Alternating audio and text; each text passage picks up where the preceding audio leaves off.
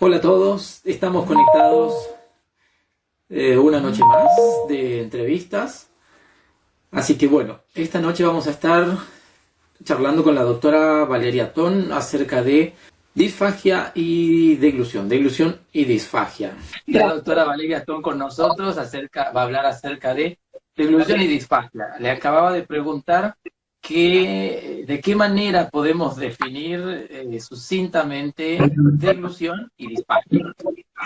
Bueno, así como rápidamente, la deglución es un proceso neuromuscular muy complejo que implica básicamente el transporte y la progresión del alimento, pero no solo del alimento, sino también de la saliva de la boca al estómago, a través de un sistema de esfínteres o válvulas y cámaras que van generando presiones en su transcurso, y esto asegura, digamos, la protección a su vez de la vía aérea y de la protección de la encrucijada aerodigestiva.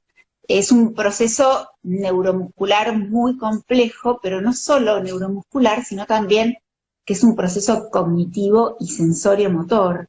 Por eso, digamos, la disfagia es tan altamente prevalente, porque implica tantos factores. No solo son 30 pares de músculos actuando sincrónicamente, perfectamente, para lograr cada una de las fases de ese mecanismo tan pequeñamente complejo y tan grandemente complejo, que comparte a su vez estructuras con otros sistemas, sino que a su vez, digamos, al implicar tantos procesos, cualquier déficit provoca una alteración. Entonces, por eso se dice que, digamos, la disfagia es tan prevalente, porque hay múltiples patologías que la pueden causar, hay múltiples alteraciones clínicas que pueden causar un déficit en ese mecanismo tan perfecto y generar un proceso alterado, una función alterada que llamamos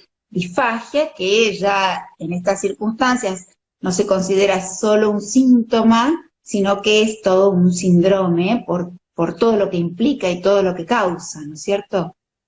Y cuando hablamos de disfagia, hablamos de la imposibilidad de que la deglución cumpla sus funciones esenciales, que son nutrir, pero además no solo, digamos, son la seguridad de la nutrición y la hidratación, pero además, perdón, la seguridad de proteger toda la vía aérea y el sistema respiratorio, y además la eficacia de poder nutrir e hidratar al organismo.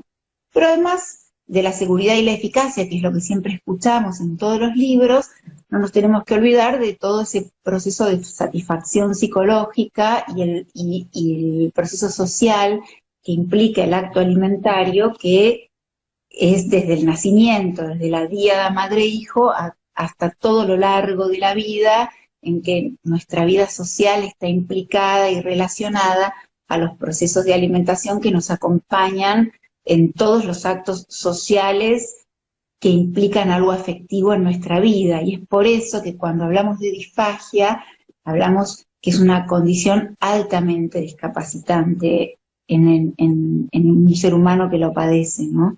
Digamos, es una condición que provoca un déficit muy grande en la calidad de vida de los sujetos. Y esto está comprobado con escalas de calidad de vida, que cuando un paciente sufre de disfagia se ven muy descendidas. Bien, bien, o sea que ya comer no es solo comer, ¿no? Ya implica Claro, muchísimas comer cuestiones más. implica un amplio abanico de cosas, comer implica un amplio abanico de cosas, ¿no? Y bien lo sabemos ahora en la cuarentena, ¿no? Con tantos chistes de comer y salir rodando, ¿qué haríamos en esta cuarentena sin comida? Bueno, Es complejo ahora. es complejo, sí. Pero bueno, en algún momento te va a Cocinamos, salir. comemos, sí, ¿qué va a salir de esto? Podemos Bien. ensayar comidas para disfagia. Bien, dietas y Claro, demás. No estaría de sí, más, sí, no estaría de más. ¿no? Bien, entonces, ¿cómo podemos distinguir o cómo podemos identificar la presencia de disfagia o el inicio de disfagia? Sé que vos trabajás con una población específicamente de adultos. Sí, en realidad trabajamos en rehabilitación con una población específica de pacientes críticos o críticos crónicos, subagudos, son adultos y niños, ambos, que ingresan, digamos, en internación a una terapia intensiva o a piso, siendo agudos, subagudos, digamos, porque vienen de un agudo, pero en un subagudo que se considera en otros lugares agudo, porque al tener terapia intensiva los ingresan a los pacientes todavía con relativa estabilidad clínica y hemodinámica, y ya ingresando en un proceso temprano, como se estila actualmente, en un proceso temprano de rehabilitación, que esto favorece, facilita, digamos, el winning ventilatorio, facilita la movilización temprana, facilita procesos, acelera procesos. Se ha demostrado que en los pacientes críticos que antes con las terapias prolongadas demoraban, digamos, dejaban mucha más secuela, especialmente en la polineuropatía que tiene el paciente crítico.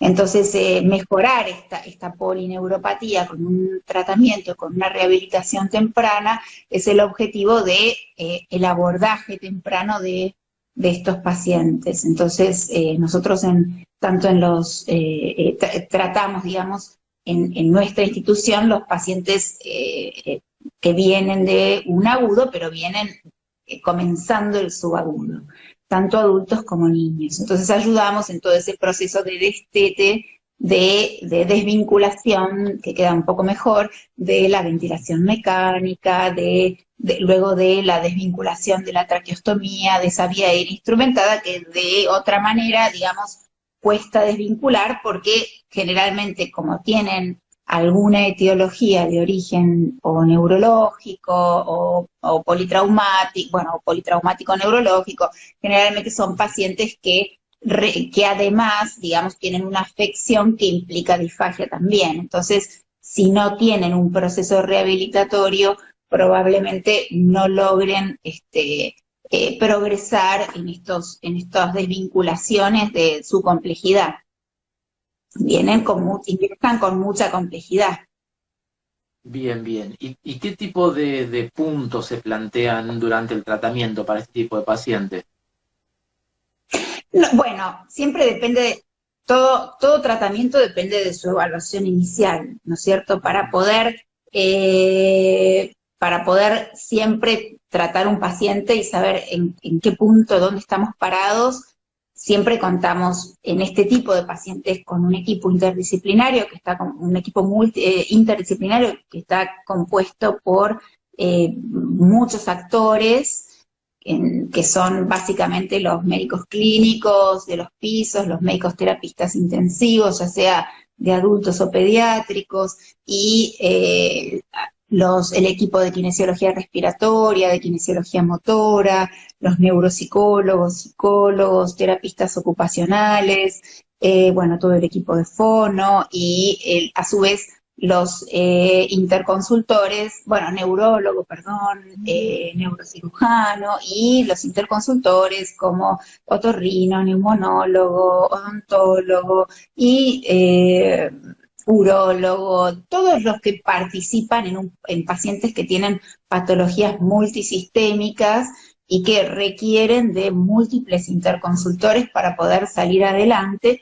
Y por supuesto, nosotros trabajamos en transdisciplina, no en interdisciplina, porque todos requerimos, digamos, de la participación del resto, y muchas veces trabajando en los mismos sistemas, pero cada uno siempre en su función.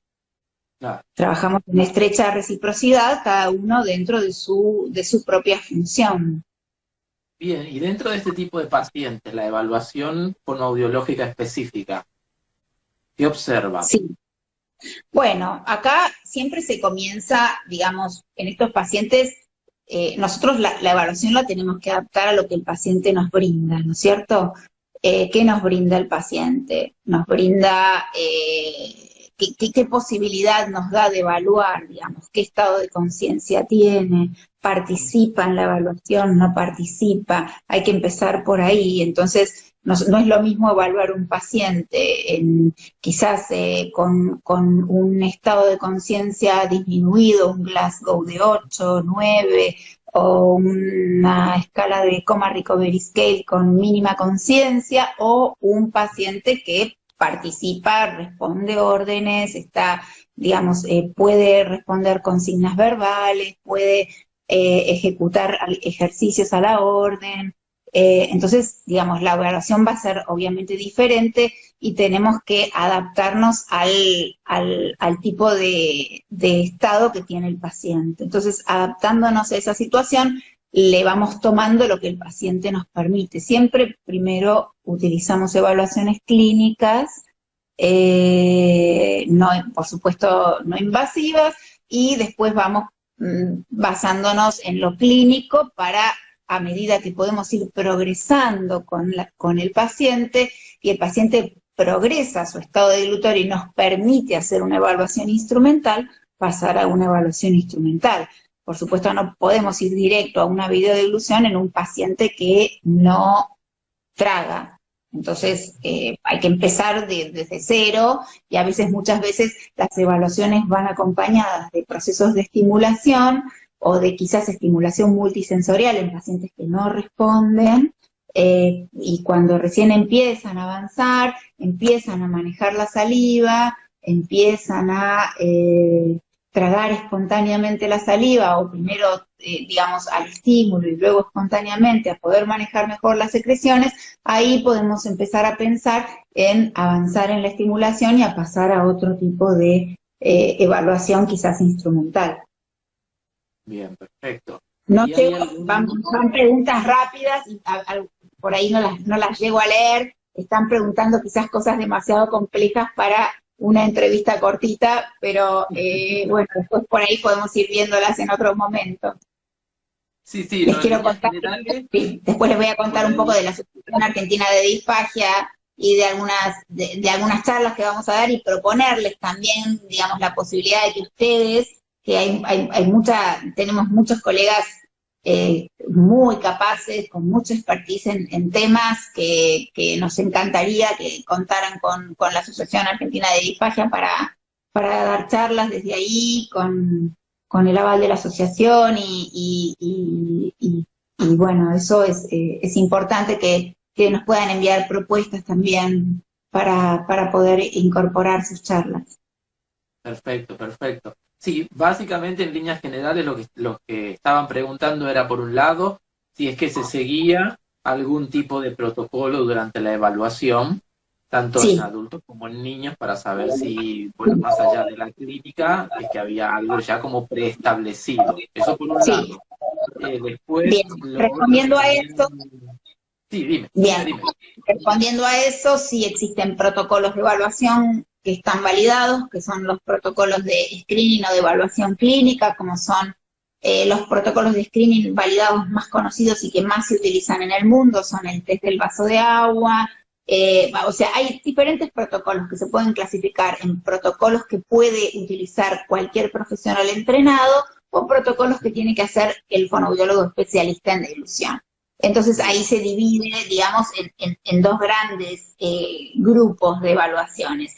El test del vaso de agua, que es el protocolo más popular, que puede utilizarse por enfermería, es para derivación al especialista. Si encuentra un signo, lo deriva al especialista. Lo que pasa es que son screenings, y este tipo de screenings, digamos, se supone que se realizan en poblaciones que son poblaciones de riesgo, pero la nuestra es una población que va mucho más allá de población de riesgo, no es una población para cribar, porque ya son todos positivos. Entonces uno hace cribaje en poblaciones que, supónganse, un geriátrico, uno hace cribaje de disfagia, pero que probablemente tengan la mayoría, pero bueno, uno hace cribaje de síntomas y signos en esa población. Ahora, ya hacer cribaje en una población donde hay un 95% de pacientes con disfagia, digamos, uno va ahí, en este tipo de poblaciones, directamente a la evaluación clínica, a una evaluación clínica más completa. Hay evaluaciones clínicas que se que algunos los consideran screening y otros los consideran evaluaciones clínicas completas validadas, como son el test de volumen viscosidad de Periclavé o el test de Gus de Trappel, que son test más completos que involucran evaluaciones clínicas que las debe tomar no cualquier profesional entrenado, sino ya el especialista de dilución, que están validados y se pueden tomar, pero siempre son incompletos. Es como que les falta nuestra pata de especialistas, donde tomamos previamente, digamos, un estado de todas las estructuras estomatognáticas, de los reflejos, de los pares craneales, digamos, todas esas cuestiones que nosotros en nuestro saber profesional evaluamos previamente y le damos una importancia mayor para luego empezar con la evaluación de glutoria indirecta y directa, que es una parte y no el todo. Nosotros sabemos que hay funciones que están íntimamente relacionadas y que nos van a funcionar como predictores también de una disfagia, como son la disartria, los trastornos del habla, digamos, y un montón de cuestiones de las estructuras, de la motilidad y de la sensibilidad de las estructuras estomatognáticas que tienen que ver con la función propia del profesional fonoaudiólogo. Perfecto, perfecto. Y después Y para de la lo que es voz la... también, y de la voz y de la función laríngea, que estoy hablando acá con el especialista, y ya me lo estaba olvidando, de la voz y de la función laríngea, y de la función del esfínter glótico tan importante para proteger la vía aérea con esa generación de presión positiva subglótica para poder proteger el ingreso de partículas y cuerpos extraños a la vía aérea. Bien, genial. Genial. Y de cara a la rehabilitación, ¿qué tipo de baterías usan en relación a los ejercicios? O también apareció ahí la pregunta que la tenía también pendiente, como por ejemplo el uso de nuevas tecnologías relacionadas a láser terapia, electroestimulación, crioterapia o taping. Bien. Bueno, yo voy a hablar de lo que tengo experiencia porque hay cosas que no tengo experiencia y no puedo hablar. No puedo hablar de crioterapia ni de láser terapia porque desconozco, digamos, nunca lo conozco igual que el resto, nunca lo apliqué, con lo cual no puedo hablar de algo que no manejo. De neuroelectroestimulación, sí, hay mucha evidencia científica que, digamos, realizada en conjunto con la ejercitación, no aisladamente, sino en conjunto con la ejercitación, acelera los tiempos de tratamiento. Hay bastante evidencia respecto a eso, con lo cual es un punto a favor para aplicar y es un elemento más. Después, en las nuevas tecnologías como son estimulación transcraneana y faringia, no tengo experiencia, solo de la lectura, y sé que hay muchos estudios haciéndose al respecto, y muy pocos lugares que lo aplican, con aún mucha evidencia por venir al respecto. Seguramente será el futuro de la rehabilitación. Y bueno, después la clásica rehabilitación, que se va a dividir en ejercitatoria, compensatoria, con ejercitación neuromuscular, con distintas técnicas compensatorias referentes a lo postural, a la adecuación de texturas, hablando de la reología de los alimentos, con diferentes quizás espesantes para darle a los pacientes que tienen demorado la capacidad de glutoria, la capacidad de reconfiguración de la vía aérea.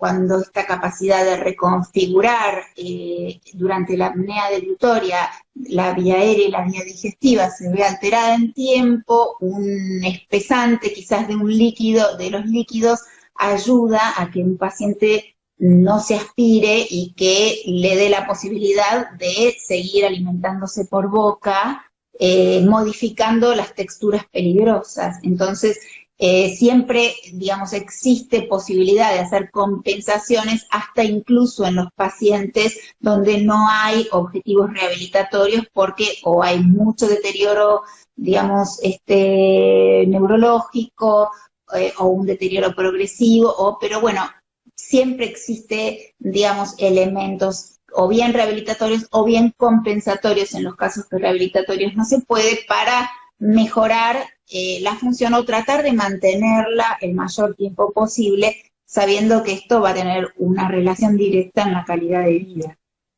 Bien, Esto es genial. muy importante, mantener la calidad de vida. Siempre pensamos en eso, digamos, los que hacemos rehabilitación de deglución o los que trabajamos con alimentación oral, tenemos que pensar siempre estrechamente en que nosotros tratamos de mantener la calidad de vida de la persona por el mayor tiempo posible, digamos. Entonces buscamos siempre la vuelta para que ese paciente de alguna manera siga comiendo, por supuesto teniendo en cuenta la seguridad y la eficacia, pero que buscarle la forma en que siga teniendo una deglución segura, adaptando los alimentos, adaptando las posturas, realizando ejercitación, realizando estimulación, electroestimulación, lo que haga falta, pero tratando de mantener esa función el mayor tiempo que se pueda o tratando de recuperarla si la ha perdido, ¿no?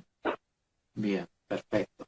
Muy, muy claro lo que nos estás contando. Aprovecho así de pasada una última pregunta y ya cambiamos de tema y me voy a lo de la asociación. El oxímetro de pulso, ¿es útil para la evaluación? Sí, es útil para la evaluación. Depende en qué pacientes también. Hay pacientes, digamos, que tienen mala, digamos, que sensan mal con el oxímetro de pulso porque no tienen buena, ¿cómo se llama? Irrigación periférica, entonces no generan un buen sensado. Los pacientes internados lo usamos mucho porque siempre contamos con el oxímetro de pulso como parte del panorama de todos los elementos que tiene un paciente internado. Entonces, según en qué paciente, es muy útil porque cuando estamos, por ejemplo, evaluando la permeabilidad de la vía aérea con el uso de una válvula fonatoria, no podemos no colocar un oxímetro de pulso. Además de evaluar la permeabilidad a través de un estetoscopio y escuchar, digamos, la limpieza, la fluidez del pasaje del aire, la capacidad que tiene de, digamos, fluir por vía aérea superior y que la cánula no nos esté ocupando más espacio de 3/4 del lumen traqueal o que la válvula no esté impidiendo el pasaje a vía aérea superior o que no esté impidiendo que el paciente ventile correctamente, el oxímetro va a tardar un poquito más de tiempo en darnos la señal, pero también, digamos, porque la clínica, la clínica también nos va a decir que el paciente no está ventilando bien, pero va a ser un elemento más. Y con respecto a la evaluación de glutoria, digamos, hay algunos autores que dicen que 3 puntos en la variación, 3 puntos de descenso en la saturación de oxígeno indican una aspiración, y hay autores que rebaten, digamos, ese punto como que está en discusión, digamos, como que no siempre sería un punto a tener en cuenta, pero dentro de varios factores tomados como síntomas podrían constituir un síntoma más de ayuda. Bien, perfecto. Bien, ahora sí, entonces, Valeria, para todos los que nos están siguiendo en este momento, es parte de la Asociación Argentina de Disfagia. De hecho, ella hizo una presentación muy breve hace un rato, pero me gustaría que nos cuente acerca de la función de esta asociación, de los planes, la idea, y además me pareció algo muy interesante que publicaron la semana pasada acerca de la disfagia y los pacientes con COVID-19, ya que esto es tan actual. Bien.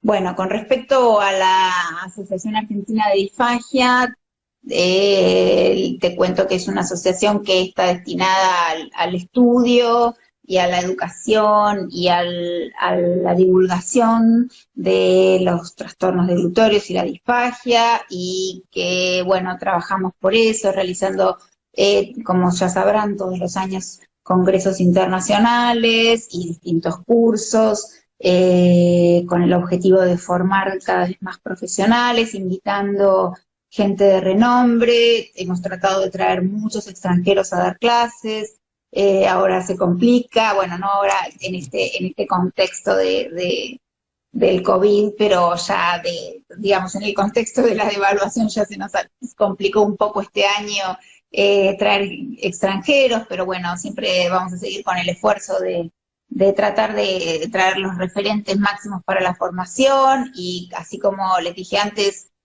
digamos, abiertos a que nuestros referentes, que son un montón también, nos hagan propuestas y se integren para poder dar clases también y dar charlas con nosotros. Y bueno, sí, digamos, a raíz de muchas dudas y muchas preguntas que hemos recibido de diferentes actores, diferentes profesionales que están en distintos centros de salud, es que nos decidimos luego de hacer una revisión bibliográfica de lo que había, que es todo muy nuevo y todo muy poco, y viendo también las recomendaciones siempre, por supuesto, de la OMS y de nuestro ministerio, las recomendaciones nacionales, nos decidimos a escribir unas recomendaciones generales, porque, digamos, los profesionales tienen muchísimas dudas dentro de qué es una actividad esencial, si es una actividad esencial, no es una actividad esencial, a qué tipo de pacientes nosotros debemos asistir o no. Con respecto a esto vamos a dar una charla la semana que viene, una charla abierta, un debate abierto en la asociación, luego se los vamos a difundir por las redes también, o por la página web de la asociación, para poder seguir discutiendo y agregando anexos a esta guía de recomendaciones que seguramente se irá modificando a medida que se vayan modificando, como todas las semanas sucede, las recomendaciones del ministerio, porque esto es algo que están todos aprendiendo día a día y viendo qué es lo que va a suceder. Pero bueno, básicamente necesitábamos recomendar por lo menos las medidas de protección de los fonoaudiólogos que atienden internación y que de alguna manera están obligados por las distintas instituciones a seguir atendiendo en internación. Entonces, tener una recomendación, una guía que además está de la mano con las guías de otros países y con también las recomendaciones de nuestro ministerio, les recuerda a las distintas autoridades de esas instituciones qué elementos de protección nos tienen que proveer. Entonces, esta es un poco la idea, digamos, ayudarnos entre todos para que nos provean los elementos de protección, para que también puedan discriminar a qué pacientes tenemos que atender, que ya están en tratamiento o están en una unidad cerrada, porque ya tuvieron algún proceso o un stroke, o son pacientes críticos crónicos y ya están en un proceso de tratamiento, y ahí sí continúan con la atención, si es que esa atención implica mantenimiento de funciones vitales, de dilución, de manejo de secreciones, de manejo del proceso de canulación, pero digamos, no tomar pacientes nuevos con sospecha, esperar a que termine ese periodo, porque, digamos, no es un periodo muy largo y se puede esperar. No seguir atendiendo pacientes de lenguaje, de habla, de consultorio, por supuesto, suspender todos los tratamientos ambulatorios, promover lo que es teleterapia, ¿sí? Para pacientes que ya venían en tratamiento y quizás pueden continuar, no solo de lenguaje, sino de deglución, haciendo tratamientos de ejercitación, por ahí darles una guía, y algunos, digamos, pueden continuar con un control a través de la teleterapia, que es, digamos, si bien no es lo ideal, es mucho más que nada. Entonces, es un aporte para los pacientes, y bueno, ese es el tipo de recomendación, digamos, ayudarnos más que nada para obtener los elementos de protección, ¿no? Y saber, digamos, y recomendar también a los que se encuentran en la trinchera que si tienen en ese momento, en esa urgencia, que tomar una decisión con respecto a la alimentación oral, coloquen, digamos, si es un paciente que tiene gran afección respiratoria, va a tener una afección deglutoria por la reciprocidad de ambos sistemas, y que coloquen un sistema de alimentación enteral en el mientras tanto, hasta que el paciente negativice y se pueda realizar una evaluación deglutoria correspondiente. Bien, clarísimo. El día de la charla, me decías, ¿cuándo es? Y me tengo que fijar, creo que es el 8 me parece de abril, pero me tengo que fijar. Igual lo vamos a poner en la página web, sí. Bien, vamos a estar atentos. Es ¿Cuál es la abierto página? para que todos aporten, ¿sí? ¿Cuál es la página a la que pueden ingresar? La página es www.adisfagia.com. Bien, de Asociación Argentina de Disfagia. Exacto. Sí, Perfecto. sí. Bien, entonces, muchísimas preguntas, la verdad, nos están escribiendo de todos lados. Obviamente que no la podemos tener hasta mañana la doctora Valeria Ton aquí, pero sí sé que la pueden encontrar a través de distintos canales. Ella, además de la clínica, hace docencia, así que En la tiene Universidad de abierta la... Salvador, sí. Soy docente de la Universidad de Salvador, profesora titular de cuarto y quinto año, así que sí, ahí en la facultad, digamos, también me encuentran.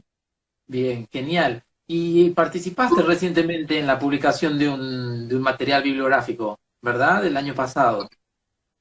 Ahora está por salir en este momento, dentro de este próximo mes, está por salir una recomendación de la Sociedad Argentina de Terapia Intensiva de evaluación de paciente crítico, ¿sí? De disfagia, Bien. evaluación de disfagia de paciente crítico. Ah, bien, Así esa no que, la conocía, pero yo me no. refería a la que fue editada en España. En España, sí, ese es un libro, son dos libros, ¿verdad? Dos tomos de los coordinadores, ayúdame con los coordinadores, Jaime Paniagua, Jaime Paniagua, sí, Franklin Caníbar, Franklin Susaníbar, y hay y tres bueno, personas y más con otros, los nombres. y tres coordinadores más que hicieron una hermosa labor de coordinar un montón de personas que trabajan con disfagia y le solicitaron a cada uno que escribieran un capítulo de un libro. A mí me tocó escribir un capítulo junto con Tiago Ferreira y sí, y participamos de esa obra que la verdad que no sabíamos. Yo por mi parte, por lo menos cuando escribí el capítulo no sabía, digamos, bien a qué tipo de obra iba dirigida y cuando vi la obra completa me sorprendí ampliamente y para bien porque vi una obra maravillosa, ¿no? Dos libros lindísimos, muy completos, escritos por un montón de profesionales que saben mucho y que la verdad que abordaron todos los temas, una obra preciosa. Sí. Bien, bien. Sí, Dos capítulos, dos libros con muchísimos capítulos. lo recomendamos. El libro creo que se llama Disfagia, simplemente Dispa- sí, de la evidencia a la de la, clínica o una cosa así. me mataste con la pregunta porque no lo tengo al libro, de la práctica clínica, de la evidencia científica a la práctica clínica, una cosa así, ¿verdad? Ahí Sí, está, sí, ahí sí. está, ahí está, ahí está. Por lo menos en Argentina lo pueden encontrar en la página en la página de Facebook o en el Instagram de Neuroaprendizaje. Ellos No importan los sabía. libros de España, Ah, así que se comercializan por lo menos acá en Argentina. qué bueno eso, sí. Muy bueno. Así que, Excelente. bien. Bien. ¿Cómo te puede encontrar la gente, Valeria? Si quiere consultarte, si quiere mandarte alguna duda, ¿qué canal te podemos ofrecer? Bueno, mi mail es valeriaton@hotmail.com, eh, y si no, el mail de mi lugar de trabajo, bueno, pero no, mejor mi mail personal, porque mi lugar de trabajo si no va a explotar porque es un mail que no tiene tanta capacidad, entonces ya con los que llegan de internos del trabajo es bastante. Así Bien, que sí, a mí no hay ningún problema. perfecto. Bueno, también en redes sociales te pueden encontrar, así que cualquier cosa, si te asfixian estos días con inquietudes y demás, fue gracias a la deferencia que tuviste para esta entrevista, así que, bueno, no me eches la culpa. Bueno, no, para nada, es un placer, un placer, un placer. Bien. Y bueno, ya saben, están invitados a participar en la Asociación Argentina de Disfagia. Y además les quiero decir otra cosa, a participar en ASALFA, la Asociación de Foniatría y Logopedia, y no dejen de participar en sus asociaciones. Es muy importante tener un núcleo, una red, tener quien nos nuclee, cual sea la entidad, no importa, quienes trabajan en una entidad, digamos, ponen el hombro para hacer algo por el resto, para nuclear el resto, para brindar algo para el resto. Entonces, es muy importante la participación de los profesionales en un ente, en una sociedad científica, aportando, proponiendo cosas. Las propuestas siempre llegan y siempre son bienvenidas, así que, bueno, nada, eso, están invitados a participar en cualquier asociación de su profesión que quieran, pero a participar, es muy importante la participación activa. Bien. Ser miembro, ser parte, sentirse parte y no esperar que, digamos, que todo salga de unas pocas cabezas, sino sentirse parte, participar y proponerse. Así que bueno, esa es mi propuesta, y que ojalá que esta situación que nos toca vivir, rara, muy especial, bueno, a los que tenemos que trabajar, por un lado también rara, porque tenemos nuestros miedos y tenemos nuestros miedos cuando volvemos a casa, y la verdad que quisiéramos quedarnos en casa, y a los que están en casa por ahí que están hartos de estar en casa, y bueno, la verdad que ojalá que nos deje una enseñanza y que nos permita, cuando termine todo esto, empezar de una manera diferente, tener un nuevo comienzo. Y les mando un saludo enorme a todos. Bien, bien. Bueno, la doctora Valeria Ton, muchísimas gracias por haber estado, muchísimas gracias por todo lo que nos has comentado, por todo lo que has compartido. Yo me quedé con la inquietud acerca de las recomendaciones de la Asociación Argentina de Disfagia para lo que podría ser la rehabilitación de la deglución a distancia o a través de lo que serían los teletratamientos, ¿no? Esto Sí. lo voy a darle seguimiento, a ver si...